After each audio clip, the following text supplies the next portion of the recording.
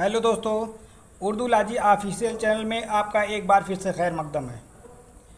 आज हमारी इस पेपर की 9वीं क्लास है और जो लोग चैनल को पहली बार देख रहे हैं या अभी तक सब्सक्राइब नहीं किए हैं वो लोग चैनल को सब्सक्राइब कर लें। हम आते हैं आज के पहले सवाल पर। सवाल है, हिंदुस्तान में इल्हामी किताबें दो हैं, वेद, एक है मुक़द्दस वेद और एक दीवाने गालिब। ये किसका कौल है? ये किसका कौल है? ये कौल है अब्दुर्रहमान बिजनौरी का। अब्दुर्रहमान बिजनौरी का शुमार जो है जमालियाती नक्कादों में होता है। कौन से? जमालियाती नक्कादों में इनका शुमार होता है। अब्दुर्रहमान बिजनौरी ने गालिब पर एक किताब लिखी है, उसका नाम है मुहासिने कलामे गालिब। क्या नाम है उसका? मुहासिने कलामे गालिब। ये किताब जमालियात के पैराए में लिखी गई है और इस किताब की शुरुआत ही इसी जुमले से होती है कि हिंदुस्तान में इल्हामी किताबें दो हैं, एक है वेद, एक है दीवाने गालिब। तो यहाँ कहा इन्होंने इल्हामी किताबें। इल्हामी का मतलब खुदादाद होती है, यानी खुदा के ज़रिए उतारी गई। चलिए मान लेते हैं जो हिंदुओं का मुक़द्दस वेद है, ठीक है, वो इल्हामी है, लेकिन दीवाने गालिब तो इल्हामी नहीं है ना। दीवाने गालिब जो है वो खुदादाद नहीं है, वो इल्हामी नहीं है। मतलब कि इन्होंने ये जो जुमला कहा है, ये जो जुमला कहा है वो किस तरीके का जुमला है, इस जुमले में क्या है? तो इस जुमले में इसको कहा जाएगा, ये किस तरीके का जुमला है? ये तासुराती जुमला है। किस तरीके का जुमला है? तासुराती। अब तासुराती जुमले की पहचान क्या होती है? तासुराती कहते किसे हैं ये जानिए। देखिए, ये सवाल पूछा गया था एक बार कि हिंदुस्तान में इल्हामी किताबें दो हैं, एक है वेद, एक है दीवाने गालिब। ये किस तरीके का जुमला है? तासुराती है, जमालियाती है, नफ्सियाती और कई ऑप्शन थे, ठीक है। तो इसका जवाब तासुराती था। तासुराती में ये होता है कि मतलब एक मिसाल के तौर पर मान लीजिए 4-5 दोस्त आपस में बैठे हैं, ठीक है, और 4 खामोश हैं और एक कोई चीज़ बोल रहा है या पढ़ रहा है और वो कुछ ऐसा बोल देता है या पढ़ देता है कि लोग हैरत से उसकी तरफ देखने लगते हैं, या कायक, यानी एक बैग उसकी तरफ देखने लगते हैं कि अरे इसने क्या बोल दिया, है ना, कि उसने ऐसी क्या बात बोल दी, यानी उसमें कोई ऐसी बात बोल दी जो हैरत अंगेज़ बात है, तभी तो लोग जो है या कायक उसकी तरफ देखने लगे, है ना। तो जब इस तरीके का कोई जुमला होगा तो वो जो है तासुराती जुमला होगा, ठीक है।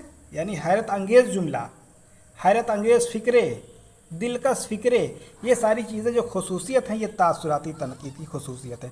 और ये जो जुमला है ये तासुराती जुमला है कि हिंदुस्तान में इल्हामी किताबें दो हैं, एक है वेद, एक दीवाने गालिब। लेकिन जब दीवाने गालिब कहा गया तो मतलब कि एक अजीब सा लगा, एक हैरत वाली बात आई, ठीक है। तो ये तासुराती जुमला है और इसको कहा है अब्दुर्रहमान बिजनौरी ने अपनी किताब मुहासिने कलामे गालिब में, ठीक है। और अब्दुर्रहमान बिजनौरी का शुमार जो होता है वो जमालियाती नक्कादों में होता है। क्लियर? चलिए, एक हो गया। अब हम आते हैं अगले सवाल की तरफ। साहिर लुधियानवी का असल नाम क्या है? साहिर लुधियानवी का असल नाम है अब्दुल हई। साहिर लुधियानवी का असल नाम है क्या? अब्दुल हई। एक और अब्दुल हई के नाम से है अब्दुल हई ताबा, ठीक है। एक और हैं, उनका नाम है अब्दुल हई ताबा। तो अब्दुल हई नाम है और ताबा वो तखल्लुस रखते थे और बहुत ही खूबसूरत थे, इसी वजह से उनको यूसुफ सानी भी कहा जाता था। और हमेशा वो जो है काले कपड़े यानी स्याह पोश रहते थे। जाहिर सी बात है, जब कोई गोरा सा है, खूबसूरत है गोरा, और वो काले रंग का लिबास जब पहन लेगा तो और ज़्यादा खूबसूरत लगता है, ठीक है। तो उनको यूसुफ सानी कहा जाता था, अब्दुल हई ताबा को, और वो हमेशा स्याह पोश रहते थे। और उस वक्त का जो बादशाह था, उनके वक्त का जो बादशाह था, अक्सर उनकी खूबसूरती को देखने के लिए उसके घर के सामने से गुजरा करता था अपने घोड़े को लेकर के, ठीक है। वो इतने खूबसूरत थे अब्दुल हई ताबा। चलिए, जब उनके बारे में बात होगी तो और डिटेल से बताएंगे। फ़िलहाल ये जानिए कि अब्दुल हई ताबा भी एक हैं और ये अब्दुल हई जो है ये हैं साहिर लुधियानवी। क्लियर है? साहिर लुधियानवी ये कहाँ से इनका ताल्लुक़ है? लुधियाना, पंजाब से ताल्लुक़ है। इनकी एक माशूका थी, इनसे इश्क करती थी, उनका नाम था अमृता प्रीतम। हालांकि इसके बारे में एक बार बात हो चुकी है किसी वीडियो में। अमृता प्रीतम उसका नाम था। अमृता प्रीतम ये एक शायरा थी, ये एक पंजाबी शायरा थी। कौन सी शायरा थी ये? एक पंजाबी शायरा थी ये, जो अमृता प्रीतम साहिल लुधियानवी से एक तरफा इश्क करती थी। बाद में जो है साहिल लुधियानवी की शादी वगैरह हो गई तो जो है इसको बड़ा सदमा पहुंचा और ये ज़िंदगी भर ऐसे रह गई, शादी कंवारी रह गई, इसने शादी नहीं की थी। ठीक है, और आखिर तक जो है इनका मतलब इंतज़ार करती रही साहिल लुधियानवी का। इसने एक अपनी खुद नविस्त लिखी थी अमृता प्रीतम ने, उसका नाम था रसीदी टिकट। क्या नाम था? रसीदी टिकट। देखिए जितना चीज़ लिखा जा रहा है, जितना चीज़ बताया जा रहा है, सारी चीज़ें सवाल हैं। ठीक है, सारी चीज़ें ये सवाल हैं। रसीदी टिकट किसकी खुद नविस्त है? अमृता प्रीतम। अमृता प्रीतम का ताल्लुक़ कहाँ से है? पंजाब। ये एक पंजाबी ज़बान की शायरा थी और इनकी शादी ना होने की एक वजह ये भी थी कि ये पंजाबी थी और ये जो है थे लुधियाना के, मतलब कि ये उर्दू ज़बान के थे, ये पंजाबी ज़बान के थे। तो एक वजह ये भी थी कि शादी जो है नहीं हो सकी दोनों में, नहीं तो हो सकती थी। ठीक, तो ये है साहिल लुधियानवी। साहिल लुधियानवी का एक बहुत ही मशहूर शेर है कि अभी ना छेड़ मोहब्बत के गीत ऐ मुतरिब, अभी हयात का माहौल खुशगवार नहीं। अभी न छेड़ मोहब्बत के गीत ऐ मुतरिब। मुतरिब माने होता है गुलूकार, जो गाता है, जो नगमा तरन्नुम से जो गाता है, उसी को कहा जाता है मुतरिब। तो अभी न छेड़ मोहब्बत के गीत ऐ मुतरिब, अभी हयात का माहौल खुशगवार नहीं। तो ये इनका बहुत ही मशहूर शेर है साहिल लुधियानवी का। इसके अलावा एक और शेर है कि दुनिया ने तजुर्बात व हवादिस की शक्ल में, दुनिया ने तजुर्बात व हवादिस की शक्ल में जो कुछ मुझे दिया है लौटा रहा हूँ मैं। तो ये भी शेर जो है साहिल लुधियानवी का है। समझ गए ना? तो ये हो गए साहिल लुधियानवी। अब हम आते हैं अगले सवाल की तरफ। नज़्म मुसद्दस मदो जज़्र इस्लाम हाली ने किसकी फरमाइश पर लिखी थी? तो हाली ने ये नज़्म किसकी फरमाइश पर लिखी थी? ये लिखी थी सर सैयद के कहने पर। सर सैयद के कहने पर इन्होंने लिखी थी मुसद्दस मदो जज़्र इस्लाम। इसका शार्ट नाम है मुसद्दस हाली। ये मुसद्दस की हैयत में लिखी गई है, यानी इसका एक एक बंद 6-6 मिसरे का है, सॉरी 6-6, हाँ 6 उसमें मिसरे हैं, तो इसी वजह से जो है इसको मुसद्दस नाम पड़ा। ठीक है, तो मुसद्दस हाली ये किसकी है? ये है हाली की तसनीफ़। किसके फरमाइश पर लिखी थी? सर सैयद की फरमाइश पर लिखी थी। और इसका मौजू क्या है? ये लिखी गई है 1879 में लिखी गई थी। इसका मौजू है इस्लाम के उरूज व ज़वाल की कहानी। यानी इस्लाम जो है माजी में क्या था, अब मौजूदा हाल में क्या है और इसका मुस्तकबिल कैसा होगा, उन सारी चीज़ों को जो है मुसद्दस हाली में लिख दिया।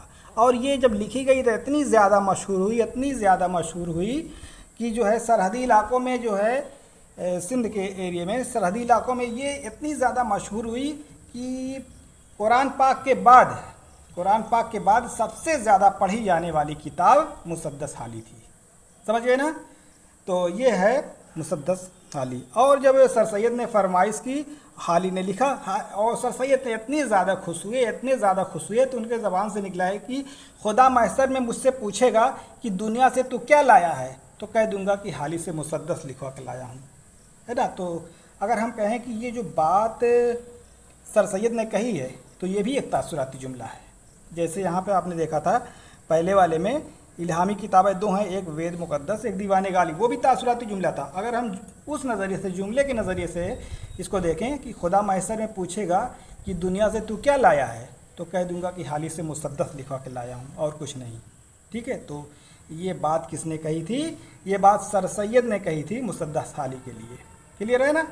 तो ये हो गई मुसद्दस हाली। अब हम आते हैं अगले सवाल की तरफ।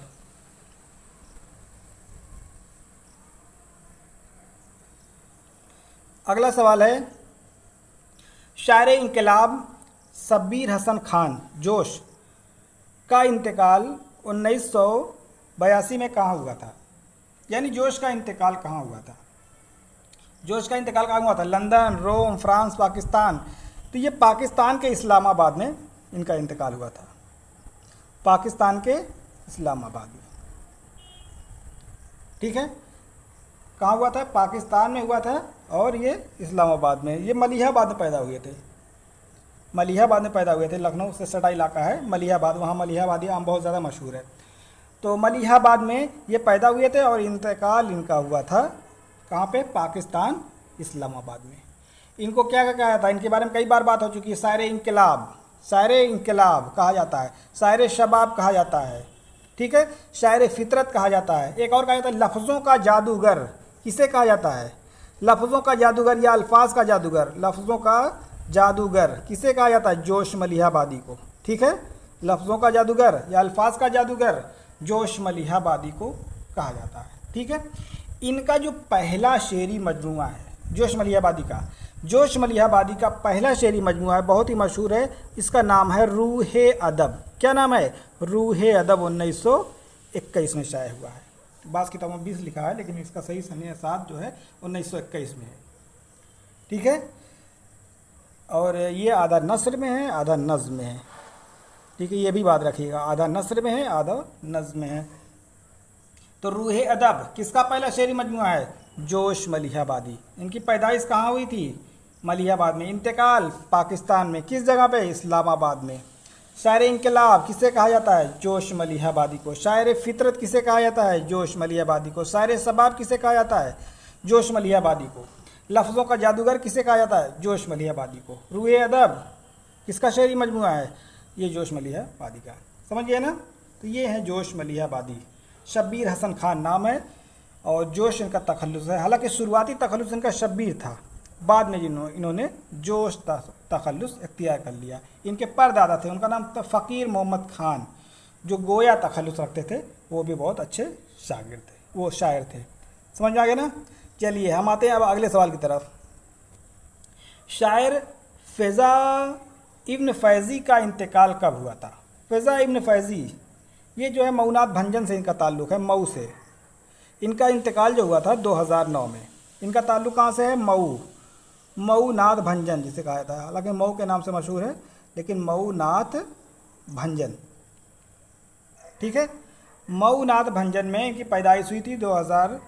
इनकी पैदाइश जो इनका इंतकाल जो हुआ है वो 2009 में हुआ है। और इनका ताल्लुक़ कहाँ से है? मऊ नाथ भंजन से, ठीक है।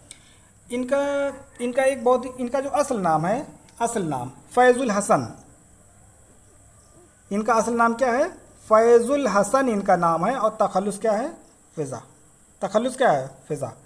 तो फ़िज़ा तखल्लुस है, फैज़ुल हसन नाम है, मऊनात भंजन से इनका ताल्लुक़ है और 2009 में इनका इंतकाल हुआ। इनका एक शेर बहुत ज़्यादा मशहूर है कि आँखों के ख्वाब दिल की जवानी भी ले गया, आँखों के ख्वाब दिल की जवानी भी ले गया, वो अपने साथ मेरी कहानी भी ले गया। ये जो है फ़ैज़ा इब्न फ़ैज़ी का बहुत मशहूर शेर है और ये अपने इसी शेर के लिए मशहूर है। क्लियर? चलिए अब हम आते हैं अगले सवाल की तरफ।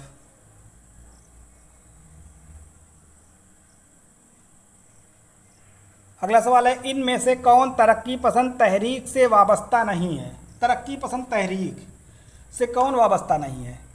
तो हसरत मोहानी ये तो हैं, जोश मलिहाबादी ये भी, आनंद नारायण मुल्ला ये भी, शिबली, शिबली देखिए नहीं है। क्यों नहीं है?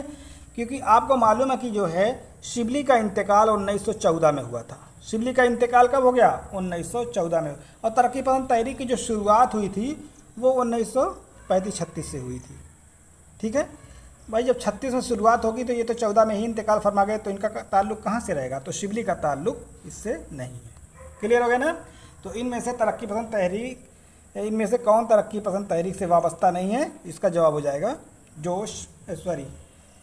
शिबली, अल्लामा शिबली नोमानी। शिबली माने क्या होता है? शिबली, शिबली के माने क्या होता है? शिबली के माने होता है शेर का बच्चा। शिबली के माने शेर का बच्चा, शेर का बच्चा। शिबली के माने याद कर लीजिएगा, शेर का बच्चा। समझ आ गया ना? चलिए अब हम आते हैं अगले सवाल की तरफ। हिंदी अदब की तारीख़ के मुसन्निफ़ कौन है? एक किताब है हिंदी अदब की तारीख़। इसको किसने लिखा है? इसको लिखा है मोहम्मद हसन ने, डॉक्टर मोहम्मद हसन, प्रोफेसर मोहम्मद हसन ने, ठीक है। हिंदी अदब की तारीख़, इसमें जो है मतलब ये हिंदी वाले जो साहित्य है उसके बारे में है। जैसे ये किताब आप खोलेंगे तो ये पाँच अबवाब पर ये किताब है। कितने अबवाब पर है ये 5 हिस्से में है, 5 अबवाब में है। इसमें वीर गाथा काल, भक्ति काल, प्रेम मार्ग, इस तरीके से जो है उसमें मतलब कि हिंदी के बारे में लिखा हुआ है। हालांकि उसका रस्मुल ख़त उर्दू में है, ज़बान उर्दू में लिखी गई है, लेकिन उसमें जो इतिहास लिखा गया है, हिस्ट्री जो लिखी गई है, वो हिंदी का लिखा गया है। समझ आ गया ना। तो हिंदी अदब की तारीख ये सिर्फ याद करना है, किसकी है? डॉक्टर मोहम्मद हसन की। डॉक्टर मोहम्मद हसन को एहतेशाम हुसैन का जानसीन कहा जाता है। किसका जानसीन? एहतेशाम हुसैन। एहतेशाम हुसैन, ये एहतेशाम हुसैन का जानसीन किसे कहा जाता है? ये कहा जाता है डॉक्टर मोहम्मद हसन को। एहतेशाम हुसैन का जानसीन। एहतेशाम हुसैन क्या थे? ये मार्कसी थे। मार्कसी तनकीद का नुमाइंदा नक्काद किसे कहा जाता है? एहतेशाम हुसैन। तो मोहम्मद हसन भी एहतेशाम हुए, वो हुए मार्कसी हुए। ठीक है, मार्कसी हुए। और मोहम्मद हसन ने एक ड्रामा लिखा था, बहुत ही मशहूर इनका ड्रामा है, उसका नाम है ज़िहाक। इंसानों के भेजों पर ज़िंदा रहने वाली बादशाह की कहानी इसमें बयान की गई है। इंसानों के भेजों पर ज़िंदा रहने वाले बादशाह की कहानी बयान की गई है। ठीक है, तो इसमें जो ज़िहाक होता है इसके बारे में बाद बताएंगे, फिलहाल इसे जान लीजिए कि एक ज़िहाक है, इसमें एक किरदार और उसके कंधे पर 2 सांप होते हैं, और वो जो सांप जो है इंसान का भेजा खाता है। ठीक है, तो इसी वजह से इसकी शुरुआत होती है, इसी वर्ष से होती है कि इंसानों के भेजों पर ज़िंदा रहने वाले बादशाह की कहानी किसमें बयान की गई है? ज़िहाक में की गई है। तो अब एक सवाल और है कि अगर पूछा जाए कि इनमें से कौन सा नक्काद ऐसा है जो मार्कसी तनकीद निगार भी है और ड्रामा निगार भी है, तो मोहम्मद हसन हो जाएंगे, क्योंकि मार्कसी भी हैं, ये मार्कसी तनकीद निगार भी हैं और ड्रामा भी लिखे हैं। हालांकि ज़िहाक के अलावा और भी कई ड्रामे लिखे हैं, लेकिन ज़िहाक ज़्यादा मशहूर है। तो प्रोफेसर मोहम्मद हसन, समझ आ गया ना। तो ये हो गए प्रोफेसर मोहम्मद हसन। क्लियर। अब हम बढ़ते हैं आगे अगले सवाल की तरफ।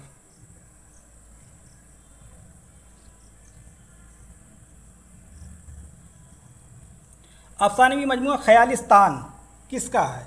ख़यालिस्तान। ख़यालिस्तान लिखा है सज्जाद हैदर यल्दिरम ने। सज्जाद हैदर यल्दिरम, इनका जो अफसानों का मजमूआ है, क्या है इसमें? अफसानों का मजमूआ। इनका नाम है सज्जाद हैदर यल्दिरम। ठीक है, इसका नाम है ख़यालिस्तान और इसको लिखा है किसने? सज्जाद हैदर यल्दिरम ने। ये जो है सज्जाद हैदर यल्दिरम जो मशहूर हैं, ये रूमानी अफसाने लिखने के लिए मशहूर हैं। उर्दू में जो रूमानी अफसाना लिखने की शुरुआत की थी, ये किसने की थी? ये की थी सज्जाद हैदर यल्दिरम। कौन सा अफसाना? रूमानी अफसाना। रूमानी अफसाने का बानी कह सकते हैं, बुनियाद गुजार कहते हैं उर्दू में। उर्दू में रूमानी अफसाने का बुनियाद गुजार सज्जाद हैदर यल्दिरम को कहा जाता है। ठीक है, और सज्जाद हैदर यल्दिरम तुर्की गए थे, तो वहाँ की ज़बान को सीखा और फिर वहाँ के जो तुर्की ज़बान के अफसाने थे उसका उर्दू में तर्जुमा किया। ठीक है, तो तुर्की ज़बान के अफसानों का उर्दू में तर्जुमा रूमानी अंदाज में किसने किया? वो किया था सज्जाद हैदर यल्दिरम ने। समझ आ गया ना। ये तुर्की ज़बान के अफसानों का तर्जुमा उर्दू ज़बान ने किया था। तो किसने किया? ये किया था सज्जाद हैदर यल्दिरम ने। समझ आ गया ना। और इसके बारे में आप जानते हैं कि सज्जाद हैदर यल्दिरम, इनकी बेटी का नाम है कुर्रतुलैन हैदर, जिन्होंने एक नावल आग का दरिया लिखा था, जो कि बहुत ज़्यादा मशहूर नावल है। ठीक, और सज्जाद हैदर यल्दिरम की बात करें तो ये अलीगढ़ यूनिवर्सिटी जब 1920 में कायम हुआ, ठीक है, 1920 में जब अलीगढ़ मुस्लिम यूनिवर्सिटी कायम हुआ, तो ये अलीगढ़ के पहले रजिस्ट्रार मुकर्रर किए गए थे। अलीगढ़ का पहला रजिस्ट्रार कौन है? ये हो जाएंगे सज्जाद हैदर यल्दिरम। समझ आ गया ना। तो बस सज्जाद हैदर यल्दिरम यही है। सज्जाद हैदर यल्दिरम की अफसानी मजमूआ क्या नाम है? ख़यालिस्तान। रोमानवी अफसाने की बुनियाद किसने डाली? सज्जाद हैदर यल्दिरम ने। तुर्की अफसानों के उर्दू में किसने मुंतकिल किया, तर्जुमा किया? सज्जाद हैदर यल्दिरम ने। अलीगढ़ का पहला रजिस्ट्रार सज्जाद हैदर यल्दिरम। समझ आ गया ना। चलिए आगे आते हैं अगले सवाल की तरफ।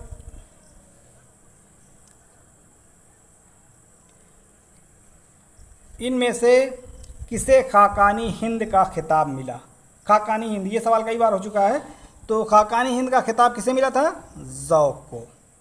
खाकानी हिंद का खिताब ज़ौक़ को। हिंदुस्तान का खाकानी ज़ौक़ को। ज़ौक़ की किससे चश्मक थी? गालिब से। गालिब से इनकी अदबी चश्मक थी। ज़ौक़ जब तक बहादुर शाह ज़फ़र के दरबार में थे तब तक जो है उनको टिकने नहीं देते थे। गालिब की, हालांकि बहादुर शाह ज़फ़र चाह रहे थे कि गालिब दरबार में आ जाए, लेकिन जो है ज़ौक़ उनको आने नहीं देते थे। कह रहे थे कि जो है असली बात, दरअसल बात ये थी कि ये बहुत मुत्तकी परहेजगार थे। ज़ौक़ और गालिब जो है शराब वगैरह पीते थे, ठीक है। जब भी वो उसको बुलाते थे, उनको बुलाने की कोशिश करते थे, बहादुर शाह ज़फ़र जब भी ज़ौक़ से कहते थे अरे उसको भी बुला लीजिए, लेकिन वो तैयार नहीं होते थे। कहते यही शेर सुना देते थे कि शायर तो बहुत अच्छा है पर बदनाम बहुत है, शायर बहुत अच्छा है पर बदनाम बहुत है, गालिब को कह करके बस इस बात को टाल देते थे। चलिए, इसके बारे में, ज़ौक़ के बारे में काफ़ी बातें हो चुकी है पहले वाले वीडियो में। अब हम आते हैं अगले सवाल की तरफ।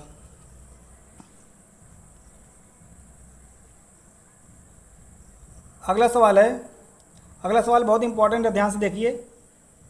रिसाला उर्दू दुनिया कहाँ से शाये होता है? उर्दू दुनिया, रिसाला उर्दू दुनिया, ये कहाँ से शाये होता है? ये शाये होता है दिल्ली से। रिसाला उर्दू दुनिया ये शाये होता है दिल्ली से, NCPUL से। NCPUL, इसको आप लोग लिख सकते हैं NCPUL। इसका पूरा नाम है national council for promotion of Urdu language, ठीक है। National council for promotion of Urdu language इसका नाम है।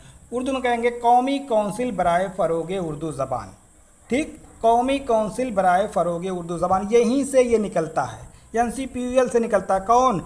उर्दू दुनिया निकलता है। ये एक माहनामा रिसाला। इसके अलावा उर्दू दुनिया के अलावा बच्चों की दुनिया, उर्दू दुनिया के अलावा बच्चों की दुनिया, खातून दुनिया, इसके अलावा और क्या? खातून दुनिया। ये जो रिसाले निकल रहे हैं ये माहनामे रिसाले, मतलब महीने में एक बार निकलते हैं। उर्दू दुनिया एक माहनामा रिसाला है, और बच्चों की दुनिया माहनामा रिसाला ये भी है, खातून दुनिया ये भी माहनामा रिसाला है। ये तीनों हर महीने निकलते हैं और ये तीनों NCPUL से निकलते हैं। समझ आ गया ना? तो अगर पूछा जाए उर्दू दुनिया के अलावा जो है और कौन सा, तो बच्चों की दुनिया हो जाएगा, और उसके अलावा खातून दुनिया हो जाएगा। और उसके अलावा जो सबसे अहम रिसाला निकलता है वो सहमाई रिसाला है, यानी 3 महीने में एक बार निकलता है। 3 महीने में एक बार। उसका नाम है फ़िक्र व तहकीक। क्या नाम है? फ़िक्र व तहकीक। तो NCPUL से निकलने वाला सहमाई रिसाला फ़िक्र व तहकीक कहाँ से निकलता है? कहाँ से निकलता है? दिल्ली से निकलता है, NCPUL से निकलता है। समझिए ना? National council for promotion of Urdu language, कौमी काउंसिल बराए फ़रोग़ उर्दू ज़बान, समझिए ना? तो ये यहाँ से निकलता है। फ़िक्र व तहकीक कहाँ से निकलता है? दिल्ली से निकलता है। समझिए ना? और अगर पूछा जाए कि दौरे हाजिर का सबसे बेहतरीन रिसाला कौन सा है? दौरे हाजिर का सबसे बेहतरीन रिसाला उर्दू दुनिया। दौरे हाजिर का सबसे बेहतरीन रिसाला उर्दू दुनिया। समझ गए ना? तो फ़िक्र व तहकीक ये सहमाई रिसाला है। इसके अलावा उर्दू दुनिया माहनामा, बच्चों की दुनिया माहनामा, खातून दुनिया माहनामा। और ये सभी रिसाले, चारों रिसाले जो आपको देख रहे हैं इस मोबाइल की स्क्रीन पर, ये सारे के सारे रिसाले जो निकलते हैं NCPUL से। समझ में आ गया ना? और इसके मौजूदा एडिटर कौन है? इसके मौजूदा एडिटर हैं डॉक्टर शेख अकील अहमद। नाम नोट कर लीजिएगा, डॉक्टर शेख अकील अहमद, ठीक है। डॉक्टर शेख अकील अहमद। तो ये बात हो गई रिसाला उर्दू दुनिया से मुताल्लिक। क्लियर है ना? चलिए, अब हम लोग मिलते हैं अगले वीडियो में। और जो लोग नए हैं, जो लोग चैनल को पहली बार देख रहे हैं, वो लोग चैनल को ज़रूर सब्सक्राइब कर लेंगे। अल्लाह हाफिज़।